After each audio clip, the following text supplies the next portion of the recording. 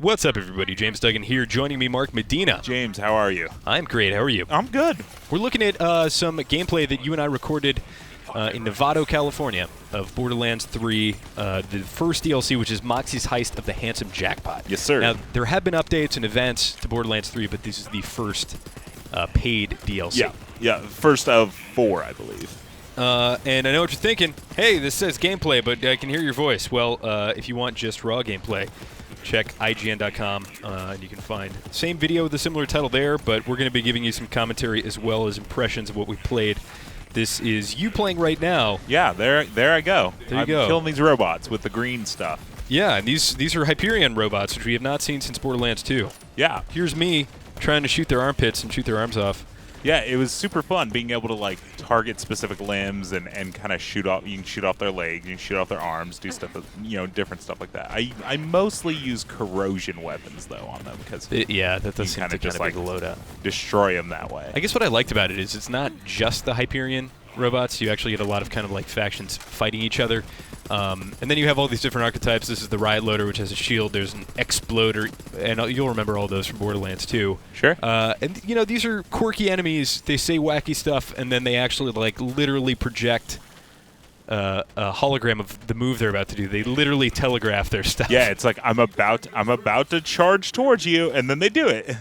Which I like quite a bit. Sure. And for context, just so the folks at home know that we have some experience with what we're talking about, you have put 100 or more hours into this and have a relatively complete build. I reviewed it and put about 70 hours into it. Yeah, no, I'm level 50, full shield build, infinite grenades, all the good stuff, and then they nerfed it to all hell, so I actually have no idea what that character even is. And you spent a bunch anymore. of time farming who? Yeah, I killed Captain Trant 50 or so times so I can try to get the Stormfront grenade. Finally got it, and it's like I was playing my character the other day, and I was like, okay, she's still powerful, but she's not invincible like she was. Well, maybe it's for the best. All right, so what we're seeing here, this is the Handsome Jackpot. This is Handsome Jack's casino bachelor space station extravaganza. Yep. You get to explore Handsome Jack's lavish lifestyle and dirty deeds.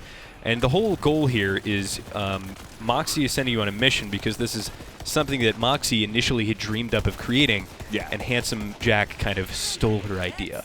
Yeah, and I actually do really, really like the premise of this DLC, which is basically Handsome Jack creates this whole, like you said, casino, and then it's massive. And then I hate to spoil Borderlands 2 for you, but Handsome Jack dies. What? And so then everybody is just like left on this spaceship to create these like microcosm of yeah. So there are bandits on the space station, but they're a little bit different than the Children of the Vault bandits. You'll see they have like Handsome Jack masks. Yeah, it's like what kind of like weird evolutions. it's like when you find one of those little microcosms of like crabs that subsist entirely off the nutrients from a heat vent at the bottom of the ocean. Oh, right, and that are totally dissimilar to any other thing found on planet Earth. So I like to think about it like that. And I really like the environment, the setting. I think my initial impression was, yes, it felt like more Borderlands. The things that I really loved from Borderlands 3 were obviously the weapons. There are new legendary weapons. Expand your collection of cosmetics with even more customization items. This is straight from the press release, including Vault Hunter head skins, weapon trinkets, an Echo Device skin, new emotes, and then perfect your Vault Hunter's gear loadout with all new legendary weapons and gear. Which is cool because there's a lot of that. No, well, I mean, they're sticking to their thing where it's like no microtransactions as far as like skins and stuff like that. Still all earnable. I like that. Which is what people want. Call of Duty. We played on like a test build, and they say the DLC is 7. less than about 7 or so. Yeah, 7 was the number I heard. And so it was one of those things where it's like we're only going to let you play a half an hour of this 7-hour game. So we didn't get a lot done. We did like 2 side quests, which were cool. I would actually even go as far to say the side quests are just straight up not good. Okay. Which was that's why there was some question in that cool. I was like, that was a side quest. The side quest was Digby Vermouth, and you literally make him a cocktail and fight no enemies. You have to get him like a glass, a lime, booze, and it's like it's the epitomical fetch quest. It's similar to that coffee fetch quest. but there's no boss. Yeah, except for that, is the hooked whole in. coffee side quest was like, for one, there was comedy behind it because she's like, I need my coffee, and then you got to fight all these guys who, the coffee boss and all that, and you have to do all the this. Coffee commander. Yeah, the coffee commander.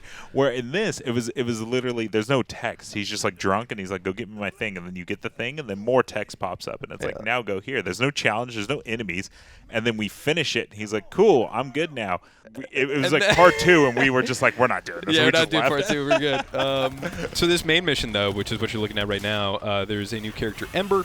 You'll learn more about her when the DLC comes out. There's actually a plethora of new, interesting characters, people with Handsome Jack's face. His name is Timothy Lawrence, and there is some backstory on him already, but I'm not going to spoil that. But what's happening right now is we're actually on the way to get Ember's ship out of Impound, kind of cosmic Impound. There's like a dead neutron star black hole over there that looks really cool. And I thought the setting was great, and we're going to talk about some of the little Easter eggs and bits you can explore. There it is. Yeah. Very pretty. Look at you. Look at you just like taking in the sights. Taking it in. I'm over there just running around, getting chests. No, I really like this area because it's huge, seemingly because those are all inaccessible areas, but it kind of gives you this like, you're like, wow, this is a really, really big area.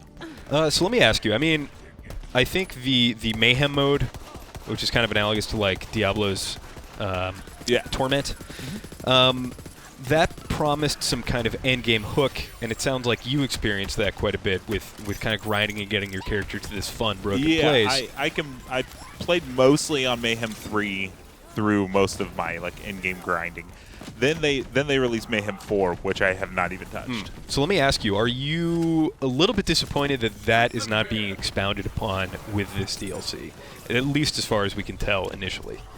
Like systematically, so like as an example, when Reaper of Souls came out for Diablo 3, there were so many, there was Loot 2.0, there were all these different systems that promised to kind of further the endgame experience, and this just promises to be more content, and I imagine it's going to be a good 7 hours of brand new Borderlands content. Sure, but it does make me wonder. Like, I'm level 50. I think I'm Hunter or with the extra rank. I forget what it's called. Sure. I'm like 75 or something like that, and I have legendaries in every slot. Like I said, I have a full build, and so it does make me wonder if I'm actually going to get anything new in this DLC. Like from the guns we were able to get. Now we're playing as like level 26 in this, so we're not seeing our guns compared to the guns I would have at home, but it does make me wonder, like, am I getting anything dramatically better, or am I just seeing new content with the gear I already have? So we had a lot of legendaries drop. They were class mods, and it does say in the press release for Moxxi's Heist of the Handsome Jackpot, perfect your Vault Hunter's gear loadout with all new legendary weapons and gear. So hypothetically, yes, but the question is...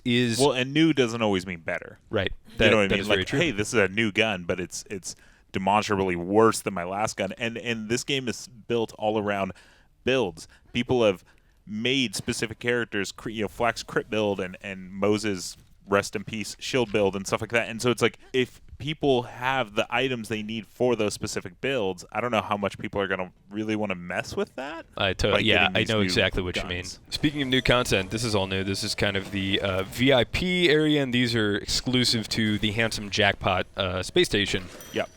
This was one of 2 we saw, and this one just kept going. Yeah, so basically cool. it's like they're giving you a way to spend your money. And so it's basically like you enter a room, and then there's another door, and then you pay to go to the next door. And this one had like 5. But then the first one we saw was actually really cool because it was like a blackjack game. Yeah. And we actually got to play blackjack. And it was a little bit binary. You weren't. I disliked that you weren't playing against the house. It was just like 17. Do you want to stay or hit? Right. And then it was like, well, I'm gonna stay on 17, but then he didn't play any additional cards. He was like, okay, you get a 17 prize. Right. It was like as close as you can get to 21. Right. Was so how you just good get you 21, got and then I guess you get exactly. It's effectively another slot machine. Sure, I think sure. if there was an element of playing against the dealer and seeing what they had and trying to beat that, I think that would be just a little bit more interesting. But overall, I really like the whole VIP room concept. I'll be interested to see if, when you kind of reload your character and go to these rooms, if they're closed again and you can kind of buy in, so to speak. Mm-hmm. I'm also interested to see which other, like what other forms they take, because we found 2 and they were both different. They were totally different. So. Yeah. over the course of 7 hours. Hopefully they remain to be different every time. So we're approaching the end of our little demo here of our gameplay. Again, if you want to see this without any commentary, head on over to IGN.com. We have 2 things of note here. One is 2 factions fighting each other. This is the Hyperion Loaders versus the Children of the Vault-esque Bandits, which you'll see me fighting. You actually go over here and fight these guys. And the second thing of note is there is a little mini-boss there. And Borderlands 3's boss fights, I thought, were great. I loved all of the kind of Vault Guardian fights. Some of them were just kind of tank and spank, but for the most part, they had some mechanics. This guy... This guy...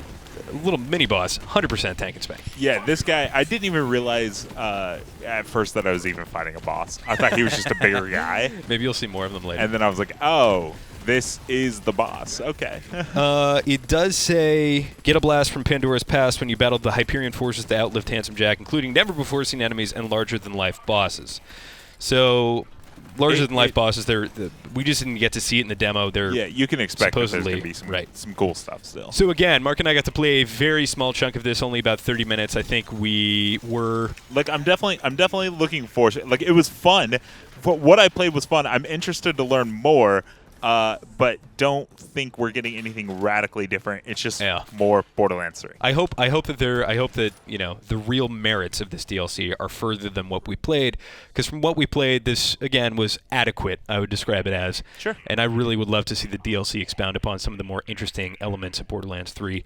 You can expect Moxxi's Heist of the Handsome Jackpot to release on December 19th.